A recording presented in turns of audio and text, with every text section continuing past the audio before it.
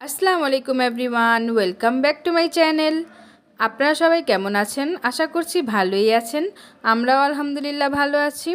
তো এই তো আজকে সকাল সকাল আমি আর আমার যা কিন্তু চলে আসলাম আমাদের বংশালের এই ফেমাস মাঠা খেতে।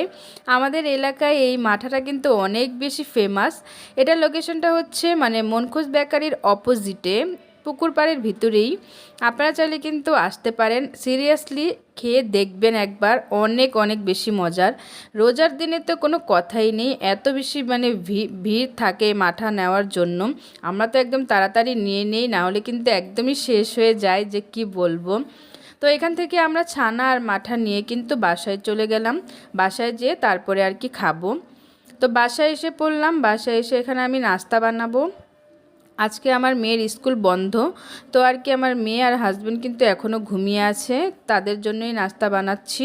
আমরা কিন্তু নাস্তা আর কি বাইরে থেকেই খাই, প্রতিদিনই বাইরে থেকে খাই আর কি। আজকে আর কি আমার ইচ্ছে করলো, তো আর কি বানাচ্ছি। বানাবো হচ্ছে রুটি, পরোটা, আর হচ্ছে আলু ভাজি, আর হচ্ছে ডিম ভাজা। তো এখানে আর কি আটা রুটি বানিয়ে নিচ্ছি, আর পরোটাও বানিয়ে নিচ্ছি। আটা রুটিটা কিন্তু আর কি আমার একদমই পছন্দ না, আমি একদমই খাই না। এটা হচ্ছে আমার হাজব্যান্ডের জন্যই বানানো। এই তো আমার আটা রুটিগুলো হয়ে গেল, একদম সেঁকে নিয়েছি, দেখতে পাচ্ছেন মাশাল্লাহ ফুলে ফুলে উঠেছে এক একটা। তো এই তো এখানে পরোটা ভেজে নিচ্ছে আমার আর আমার মেয়ের জন্য। আর এখানে আমি লাল লাল করে পরোটা ভাজবো। আমার লাল লাল করে মুচমুচে পরোটা খেতে কিন্তু অনেক বেশি ভালো লাগে। আলু ভাজি বলেন বা ডিম ভাজা, এই দুইটার একটা দিয়েও কিন্তু আমি আর আমার মেয়ে খাবো না। আমাদের কিন্তু চা দিয়েই খেতে হবে। চা দিয়ে আমি আর আমার মেয়ে পরোটা খেতে অনেক বেশি ভালোবাসি। তো এই তো পরোটাগুলো বানানো হয়ে গেল, আমার নাস্তার বানানো হয়ে গেল। এখন আমি এই তো আলু ছিলে নিচ্ছি। এখানে নতুন আলুটা নিয়েছি, নতুন আলুটাকে আমি ভালো করে কিন্তু ছিলে এখন ধুয়ে পরিষ্কার করে নেব। নতুন আলুতে কিন্তু অনেক বেশি বালি থাকে, ভালো করে পরিষ্কার করতে হয়। তো এই তো এখানে আমি ভালো করে ধুয়ে পরিষ্কার করে তারপর এখানে কিন্তু চুলায় বসিয়ে দিলাম। ভাজিটা কিন্তু হতে বেশিক্ষণ লাগবে না, যেহেতু নতুন আলু কিন্তু সিদ্ধ হতে বেশিক্ষণ আর কি লাগে না, আমরা সবাই আর কি জানি। তো এই তো এখানে আমার ভাজিটা কিন্তু দেখতে পাচ্ছেন একদম কমপ্লিট হয়ে গেল। আর এখানে আমি শেষ পাতে দিয়ে দিলাম মোট ভর্তি করে ধনেপাতা দিলে কিন্তু অনেক সুন্দর একটা ফ্লেভার আসে, আর আলু ভাজিটা খেতেও অনেক টেস্টি হয়। তো এই তো এখানে আমার আলু ভাজিটা একদম কমপ্লিট হয়ে গেল। এখন আমি আমার হাজব্যান্ডকে নাস্তাটা দিয়ে দিব। তো হাজব্যান্ড এখানে মজা করেই নাস্তা খাচ্ছে, আর এই পাশে হচ্ছে আমার মেয়ে কিন্তু এখনও ঘুমাচ্ছে। ও ঘুম থেকে উঠলে ও আর আমি কিন্তু নাস্তা খেয়ে নেব। এই তো দেখতেই পাচ্ছেন আমার হাজব্যান্ড কিন্তু খেয়ে কিন্তু রিভিউ দিচ্ছে, বলছে অনেক বেশি মজা হয়েছে। ও কিন্তু সব খাবারই আমার রিভিউ দিয়ে থাকে, বলে অনেক মজা হয়, টেস্টি হয়। তারপর এই তো নাস্তা খেয়ে কিন্তু আমি এখানে রান্নাবান্না করতে রান্নাঘরে চলে আসলাম। আজকে চিংড়ি মাছ দিয়ে পালং শাক রান্না করব, সাথে আরও দুইটা আইটেম থাকবে।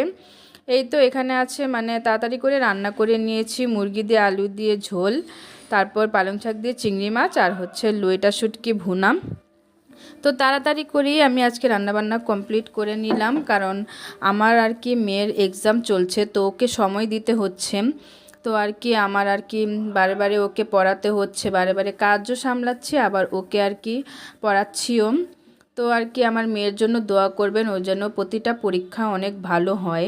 ওর এক্সামটা, আমার মেয়ে কিন্তু অনেক বেশি পরিশ্রম করছে, তো আমার মেয়ের জন্য দোয়া করবেন আপনারা। তো এখানে হচ্ছেন সন্ধ্যার নাস্তার বানাচ্ছি আমার মেয়ের জন্য।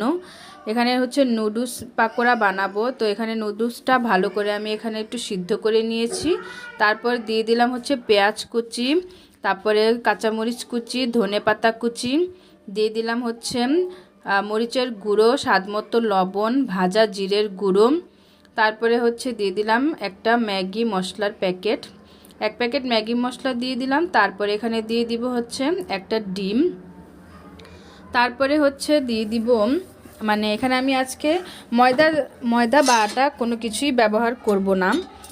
এখানে আমি এটার জন্য কর্নফ্লাওয়ার দিয়ে দিলাম একটু বেশি করে। এই তারপরে সবগুলো উপকরণ আমি একটু ভালোভাবে আলতোভাবে আর কি মিশিয়ে নিব, বেশি জোরে আর কি মাখা যাবে না একদম। তারপরে এখানে মাখা হয়ে গেছে, এখন আমি ভেজে নেব। সবগুলো এক এক করে কিন্তু আমি ভেজে নিয়েছি। তারপরে এই তো সস দিয়ে পরিবেশন করে নিলাম। খেতে কিন্তু অনেক বেশি টেস্টি হয়েছিল। আজকের ভিডিওটি ভালো লাগলে অবশ্যই একটা লাইক করে দিবেন। যারা যারা আমার চ্যানেলটি সাবস্ক্রাইব করেননি অবশ্যই সাবস্ক্রাইব করে দিবেন। তাহলে আজকের মতো এই বিদায় নিচ্ছি। আল্লাহ হাফেজ।